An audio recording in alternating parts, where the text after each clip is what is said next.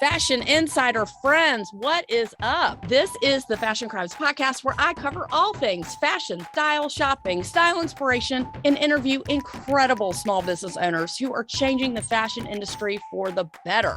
Yes, I'm the best friend you never knew you needed and the poster child for fashion over 40, and I mean way after 40. Say it with me, fashion and style are your friends, not your enemies.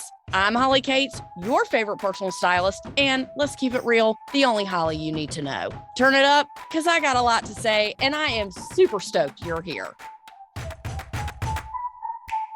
Last week, we talked about Fashion Week, what I did, where I went, what I wore, the shows I saw, etc., so on, so forth, and what have you. It was an experience unlike any other, and as I got to go to some remarkable shows like Carolina Herrera, and that's just for starters, just saying. If you missed last week's episode, I broke down the week of fashion shows and events that I attended. Please go back and listen to that if you're interested in a Fashion Week play-by-play. This is actually a part 2 of that because I discussed and talked about what I saw, what I liked. However, the curators of the Fashion Group International, which I am a part of, it's called the Communique, which is a trend report from Fashion Week by Nicole Fiskelis, Sharon Gerbard, and Gary Wassner. They have reported these are just a few of the trends that we will be seeing this year in the stores. And if you feel so inclined, you can incorporate some or all into your wardrobe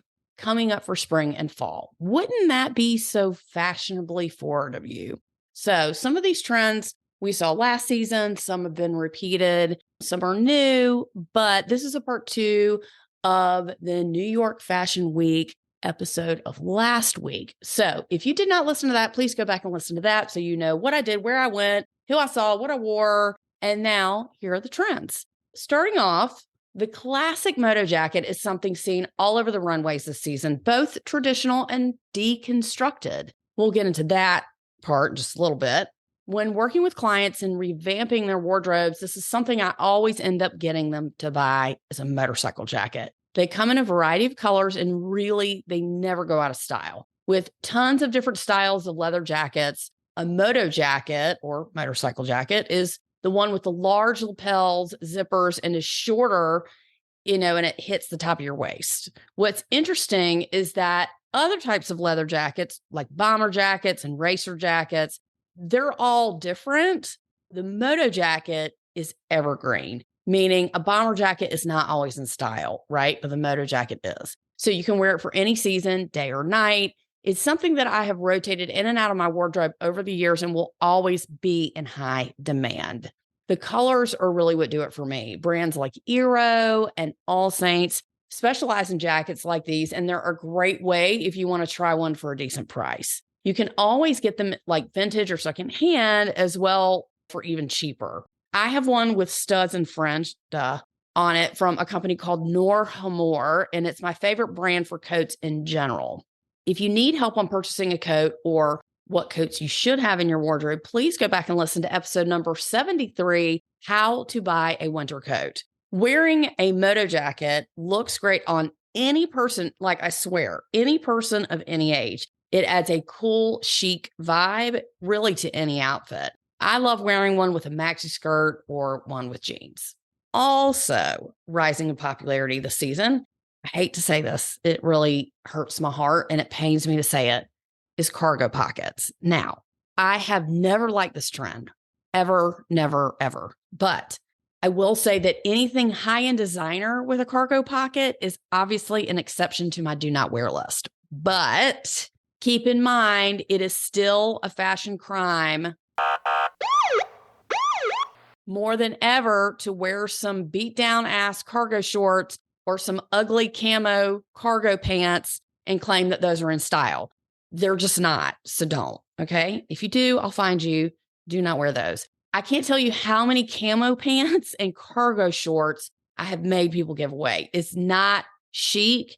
It's not cute unless you have like silk or faux silk cargo joggers. That is the only acceptable exception to this rule. So just know that cargo pockets add volume to your thigh area, which That's not what I'm trying to do when I get dressed, but it does look great on the right person. And I hate to say this too, but it really does look better on somebody with very thin legs, somebody that does not carry their weight on the bottom half. It's not like it can't be done, but it just adds so much extra fabric and volume. It looks better and the pockets hang different on somebody who have very thin legs. If you're curvy, I would not recommend extra fabric around the thigh area, but hey, that's just me. It's everywhere now, y'all, everywhere. It's on leather. I'm talking about cargo pockets. It's on suiting, dresses, dress slacks with blazers, studs and fringe on the pockets, and so forth, so on, and what have you. If you like this look, then all I ask you to do is do it right. Don't skimp out and try to buy a mini skirt with some fucking cargo pockets. Okay, girl, no, don't do that. Get some designer slacks and put it with a tailored blazer like the trend forecasters are suggesting. Now, some of the designers that are pulling this off are Marc Jacobs, who I saw at the Proenza Schooler fashion show, by the way, and Rag & Bone. So check it out. I wasn't mad at the leather set. It was by Preston Heron. I'll be investigating that look myself. Maybe I can pull it off. Maybe I can't. Can't confirm or deny that. But I think it might look good on me. I don't know. Just saying. But you know what? I'm willing to go a little out of my comfort zone and I'm willing to try it. So there. Speaking of leather, there was an upswing in the usage of leather this season. Everyone was putting it somewhere in their line. It was either soft drapey leather or structured blazer, or it was a long, plain A-line dress that gathered at the bust, like the red leather dress at the Proenza show that I died over. I died just a little. Bibhu Mahupatra used vegan leather, which is also a huge trend right now. Ulla Johnson, which is a fabulous designer, she showed an oversized shirt dress with hand-painted flowers on it. Okay, girl. Loving that. The great thing about a shirt dress is that you can wear it open like a shacket, which means a shirt jacket with pants underneath, or you can wear it closed as a dress. So very versatile. So not only look for leather pants, but look for leather shirts and shorts and blazers and tops and dresses and skirts. It's all the rage and in a variety of colors. Loving this so much. So when you purchase real leather, it's all about the quality and durability of the leather. If you can see a scratch on it, it's going to get distressed very quickly. Just know that. If you buy it secondhand, make sure that there are no damages to the item and that it's in pristine condition. Always check the buttons and the zippers, make sure everything is functioning and that everything is indeed there and intact.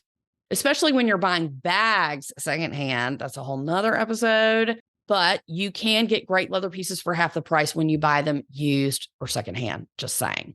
The next trend that was all over the runway is pink, pink, and more pink. Now, I honestly don't know how my day can get any better. If you missed my Color of the Year episode, please go back and listen to episode 127, Viva Magenta, the Pantone Color of the Year. Viva Magenta and everyone in the pink family was featured at least by every designer in the shows that I saw. Pink is all you see in various shades from the Color of the Year to the neonest of neons.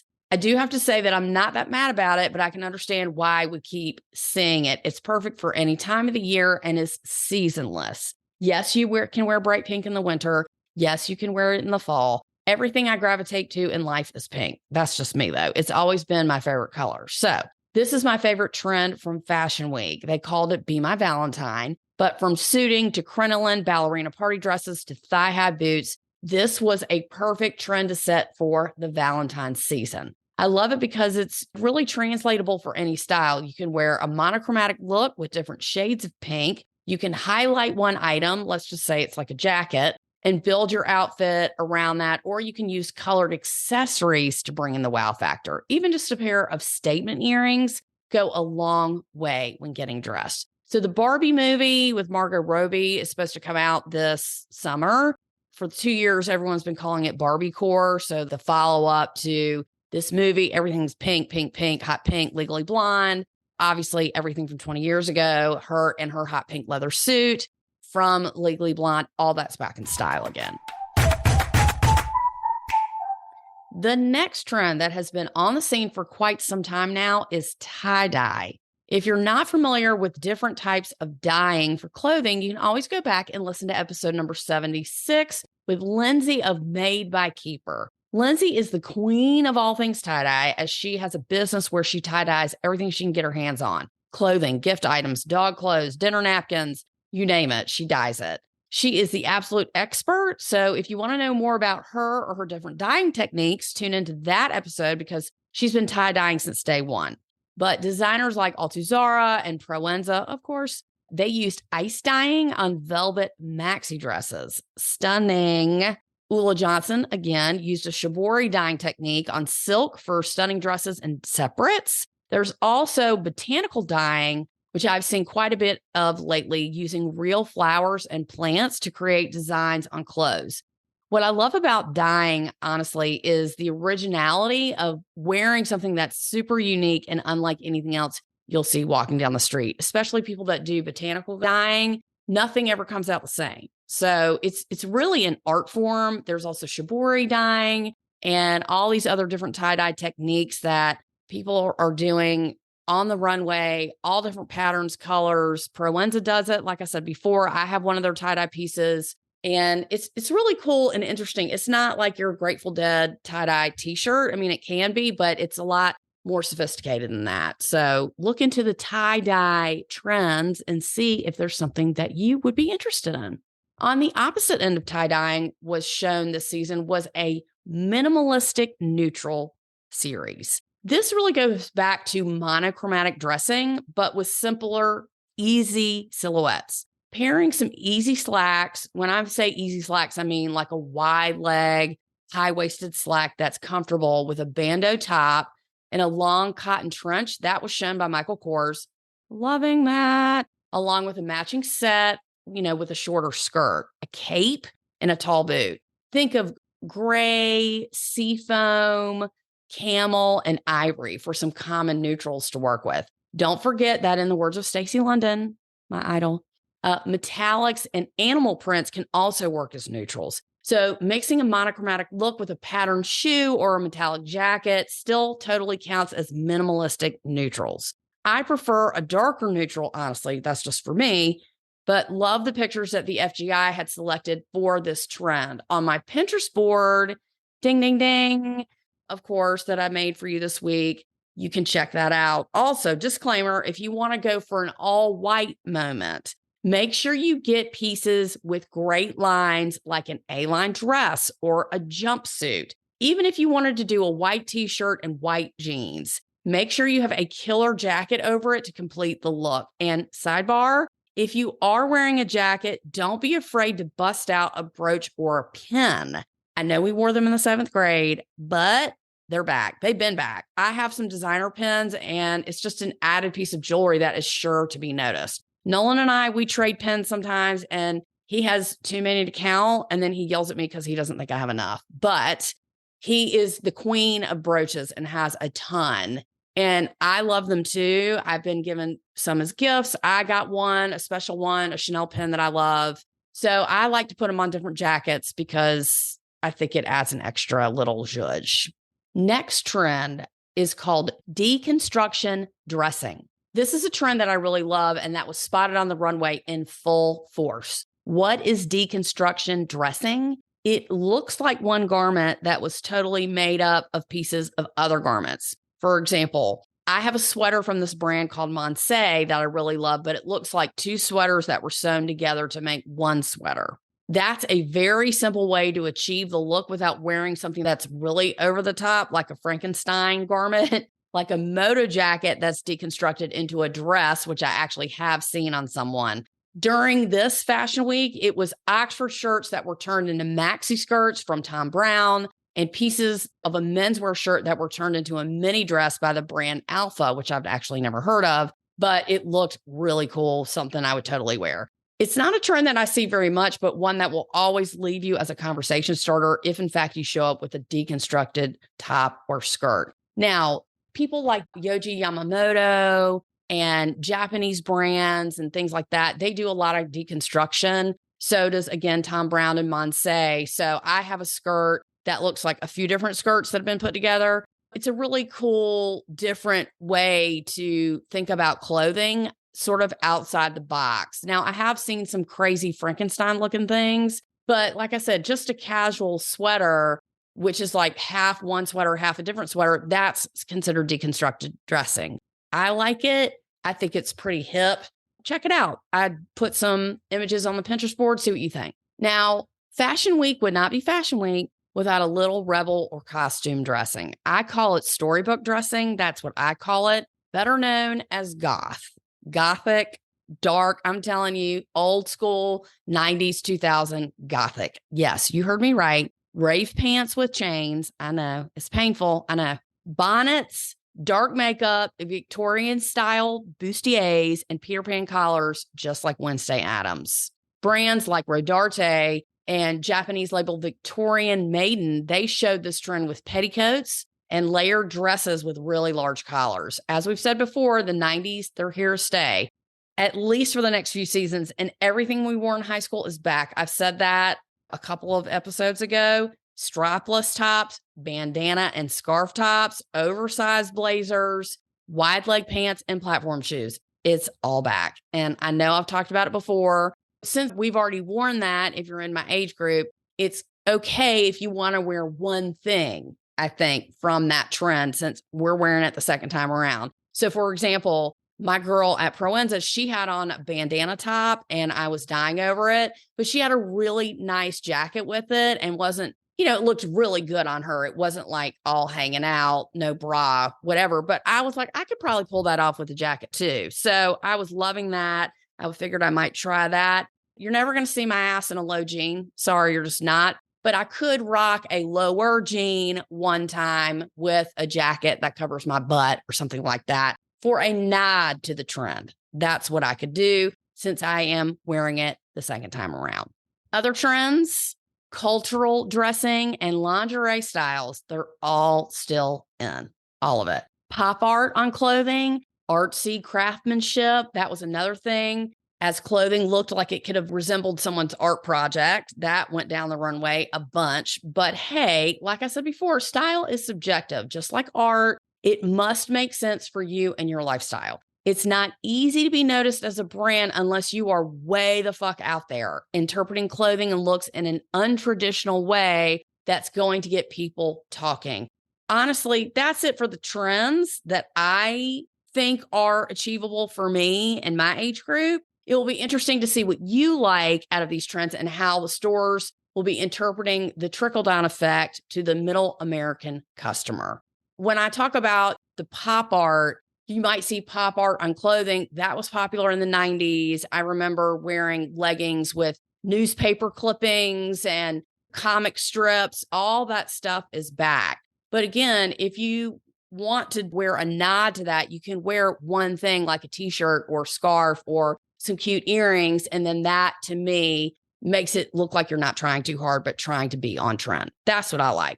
I do want to give a few shout outs today. Thank you so much to Sticky Bakery Toronto for your question. I will be addressing that coming up, you best believe. Chris and Christine both. And to Kelly, she was asking me for my wardrobe checklist, which is the only wardrobe checklist you're ever going to need. It's the best. So thank you to Kelly for reaching out to me on that. Oh, and Ashley, she was asking me about Viva Magenta. Great job to all. And thank you so much for asking questions and learning what works for you and wanting to do more and learn more. Yes, loving that journey for you.